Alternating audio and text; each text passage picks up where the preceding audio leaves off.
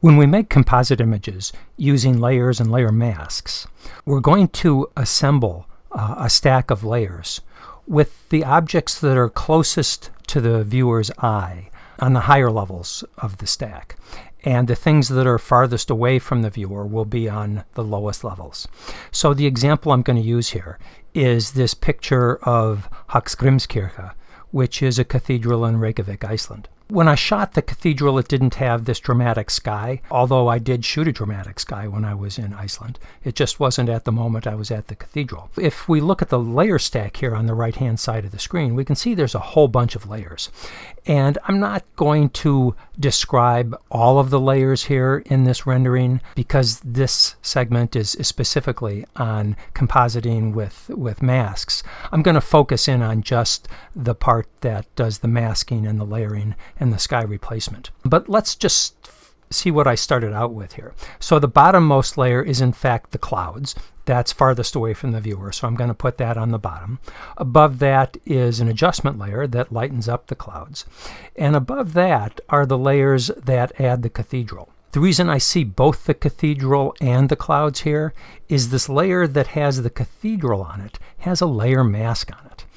If I disable that layer mask, we can see that now I see the cathedral as shot with this rather bland sky and the cars and so forth. It's not exactly the raw capture, which I'll show you in a second, but it's close enough for the purposes of this compositing segment. If I enable the mask again, we can see that I can see both the cathedral and the clouds. And let me just put the mask up. Now, you remember the little jingle from the introductory segment on layer masks that white reveals and black conceals. So where the mask on this layer is white, the corresponding pixels on this layer are being revealed. Where the mask is black, the corresponding pixels on this layer are being concealed. So the effect is if I would have taken a scissor and just cut around the cathedral here following this transition between white and black. All right, so I'll put the composite image back up. So what we'll do in this segment is learn how to make that mask and then how to combine the image of the cathedral and the clouds. So I'll just turn all the layers back on so you can see the complete rendering. We won't do all of these upper layers that map the image to black and white and give it more contrast and more structure. Let me just discard that. This is the raw capture of the cathedral, and you can see here there's some stray people wandering around that I took out. I've also squished the bottom. It was just too much of the frame for me. So here's the here is the image of the cathedral that we'll be starting out and masking, and then combining with the capture of the clouds. Selections, masks have had a long maturation process in Photoshop. The tools used to be fairly crude. I used to, for instance, have to delicately trace around the outline of the cathedral here to delineate what part of this pixel layer I wanted to see and what part I wanted to hide. The tools have gotten significantly better. And what I'll show you are my favorite tools now for doing this kind of selection and masking process. And by the way, I tend to use those words interchangeably. A mask is nothing more than a saved selection. And if you recall from the introductory segment on masks, a mask is nothing more than a grayscale image. So our goal here now in this first part of this segment will be just to create a mask for this layer that reveals the church and the plaza and hides everything else. Probably my favorite tool in Photoshop is this one on the left here called Quick Select. It's not necessarily quick, but what it is edge aware. So as I use this tool on the image, the tool will examine the content, this pixel layer, and look for what it thinks are edges of objects in the photograph. So what I'm going to do is I'm going to size the brush here to be just so it will fit within the tower of the cathedral here. When we click and drag with this tool, we'll want to keep that circle entirely within the area that I'm going to select, so the cathedral. So I'll make it just as large as I can to fit comfortably in the top of the cathedral here. I'm going to click and then drag down on the cathedral. And the current selection is outlined by this dotted line. And as soon as I let up on the mouse, you'll see that dotted line animates. Sometimes we call this the marching ants because, I'm not sure because, it's just what we call it. Now, I can also see that the entire cathedral isn't selected now. Part of it is. And if I tap the Q key on the keyboard, that goes into what's called quick mask mode. And I can see the selected area as is, and everything that's masked out is shown with this ruby overlay. I'm going to tap the Q key again to go back, but that's just an easy way to see what's selected and what's not. So I see I have to add to the selection, and if I go up to my tool options here and click on this plus option, that says when I click now with this quick mask tool, I'm adding to the selection. So I'm going to add the rest of the cathedral and the plaza to it. I have found what works best with this tool is, again, to keep this circle entirely within the area to be selected, but click near the edge and drag toward the center of the area that's going to be selected. So I'm going to click near the edge of the cathedral, again with the circle inside the cathedral, and then drag down toward the center of the plaza. Okay, so that's what I did there. I missed a little bit. I'll do it again. There we go. And I'm just trying to get the outline of the top of the cathedral selected now without getting anything extra. A little more on the left there. Okay, let's shift over to the right, do the same thing. I'm going to put the circle entirely within the cathedral, click and drag toward the center. I probably did it just a little too fast there. I should let the program catch up with the click before I drag. There we go. That was pretty good. Now I'm missing these areas at the bottom, so I'm going to click and drag over those areas. Okay, now I'm going to hit the Q key just to go into quick mask again and see what's selected and what's not. That's not bad. All right. I've got the cathedral. I'm missing the little cross on the top. I've got some extra on both the left and the right side, and I've got some little treetops here on the left of the cathedral. But this is pretty close to a reasonable starting selection. I see at the bottom here there's some area that needs to be selected. So I'll hit the Q key again, click and drag with my quick select, hit the Q again. All right, that's a pretty reasonable starting point. So now what I'd like to do is save this selection as a mask for this layer that's called Höchstgrimskirche in the layer stack here. So I can do that by going up to the layer menu, picking on layer mask, reveal selection, and there we go. So I'm going to option click on the Mac, which would be alt click on the PC on that mask, and now I can see that I've got that selection saved as a layer mask on this layer.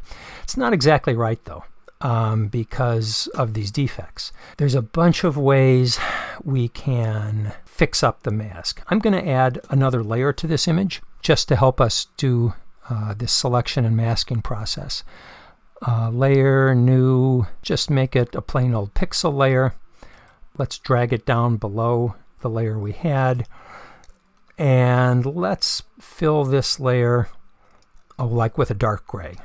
So if I take my foreground color, make it like a dark gray color, and then fill this layer with that. I'm going to highlight that layer and on the Mac hit Option Delete, which would be the Alt Backspace key on the PC, which would fill the layer with the foreground color. Now I'm just showing the masked out area as a dark gray. Since a mask is nothing more than a grayscale image, one of my favorite ways to work on masks is just to use a paintbrush and paint right on the grayscale image, which is the mask, with black and white paint. So I select my paintbrush tool.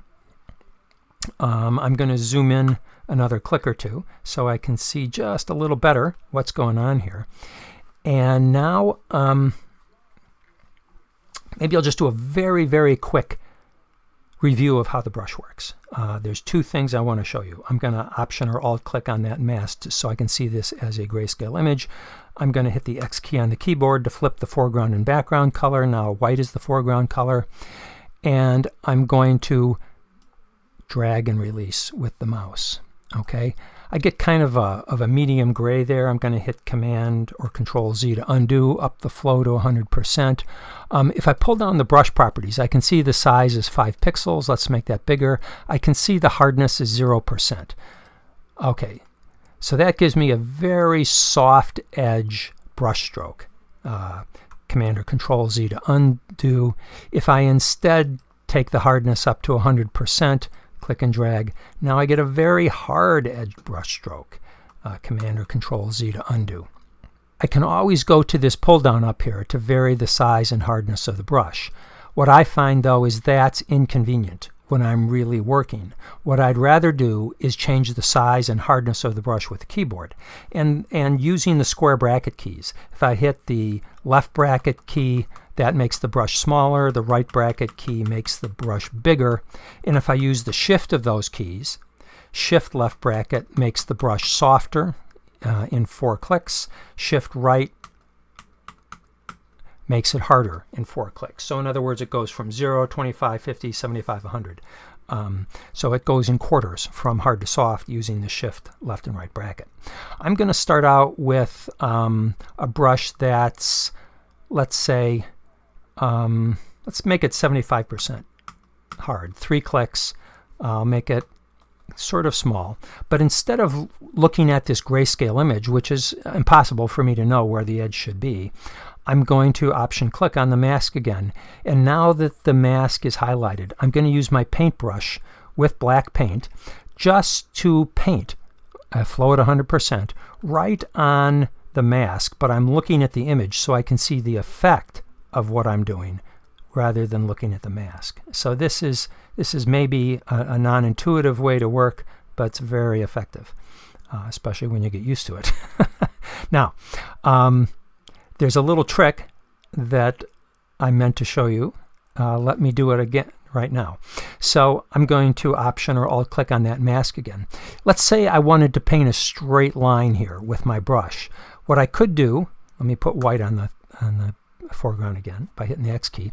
I could click and try to drag in a perfectly straight line, but I probably won't get it exactly straight. Command or Control Z to undo. An aid that Photoshop gives us. If I click and release with the mouse, then at the start point, move to the end point, and instead of clicking and releasing, if I hold down the Shift key and click and release, it'll draw a line from the start click to the end click. That line will be perfectly straight, and the edges of that line will be whatever hardness the brush has. So this is a really nice way to make straight line brush strokes and get the edge that's controlled by the hardness of the brush. Okay, Command Z to undo, Command Option Z to undo again, Option click on the mask. Okay, so now what I'm going to do is I'm going to paint a straight line across some of these masks. I'm going to hit X to make black the foreground color. I'll click here, I'll shift click here. You see how it drew that line but not quite close enough? Let's try again. Shift click, that's better. Shift click, so I'm just going right across the top of these columns, making nice straight line brush strokes to get a nice mask right across the top of the cathedral there. I can do the same by going down the left side here. I'll click there, shift click down here. Didn't quite get it, did I? Try it again. Click, shift click. No, one more time. Click, shift click. There, that got it. And I'll just rub out those. So pretty good, pretty good. We got some stuff to clean up at the bottom here. So I'm going to click there. I'll shift click at the other side. Let's call it right here. That's pretty good. Click and drag now to clean the rest of this up. Now I need to work on that little corner here some. I don't want to take a lot of time to do it in this video. Obviously, you know, if I'm very meticulous about this, I can get it just perfect. But I want to try and save a little time here. Let's call that good. All right, that's got the left side of the cathedral. I'm holding down the space bar and clicking and dragging with the mouse to get over to the other side. I could have zoomed out and zoomed back in, but this is going to work. Okay, so let's use that same technique here. Let's make the brush one click softer. So I'm going to hold down the Shift left bracket. I'm going to click here, shift click down here. Not bad. Let's click here, shift click over here. Whoops, I'm just going to drag up here. Kind of get that in shape. All right, let's make the brush a little bigger, and I'll just kind of scrub the rest of this with black paint on the mask. Make the brush a little bigger, and I can do that a little faster. Okay. All right, that's not bad. I'm going to do a Command or Control 0, zoom to fit. All right, so now I'm just missing the cross at the top. I'm going to do a Command plus to zoom in a couple of clicks. I'll go up to the top. Now, I want to just mask in the cross, but I can't see it. So here's a little trick. If I click on the mask and open the Properties panel, there's two sliders here, Feather and Density. The great thing about these sliders is they're non-destructive. I can feather the mask. I can lessen the density of the mask, which will let me see through it without actually changing the mask itself. This is just a slider that sort of does it temporarily, you might say. All right, so now I can see the cross. I'm going to make my brush as soft as it can be. I'm going to shift left click till it gets soft. I'll scale it down a little bit. Let's see. That's probably just a little too big. That might be pretty good. So I'm going to click here.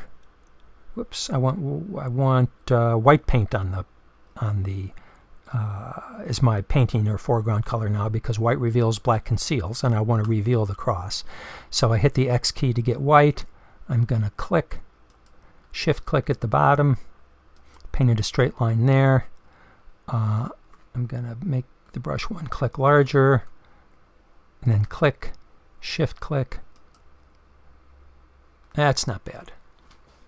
All right. Now I'll restore the density to 100% on the mask. And now what we can see is, let me Command minus to get out a little bit. All right, so we've got a pretty good mask now, but you know what we can see now is what we call haloing. You see this white edge along the edge of the cathedral here. It's because our mask is just a tiny bit too big, and in addition to the cathedral, we're seeing just a hair of that very bright and bland sky behind the cathedral. So this is perfect for the Select and Mask task space. So what I'll do is I will right-click on that mask and pick Select and Mask. There we go. On the right are some sliders that are specifically designed for helping out with our masking. This top one, Radius, is really great. I'm going to increase that from 0 to something like 3 pixels. And you see what it did to the edge of the cathedral? You remember that halo we had? It's gone now, right? Because we're asking the software to look 3 pixels either side of where we had those marching ants and try and determine if the pixels very near the marching ants should be masked or unmasked, right? And it's doing this by comparing their color and luminance to those pixels that were on either side of the marching ants. And from what I can see here, it's actually taken out the haloing.